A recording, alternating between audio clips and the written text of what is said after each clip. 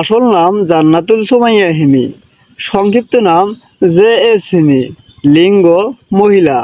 হিমির জন্মস্থান ঢাকা, বাংলাদেশ। হিমির জন্ম 4 ডিসেম্বর 1993 সালে। সেই হিসেবে বর্তমানে তার বয়স 32 বছর। হিমি পেশায় একজন বাংলাদেশি টিভি চলচ্চিত্র অভিনেত্রী এবং মডেল। মাতৃভাষা বাংলা এবং তিনি মুসলিম ধর্মের অনুসারী। হিমির জাতীয়তা বাংলাদেশি।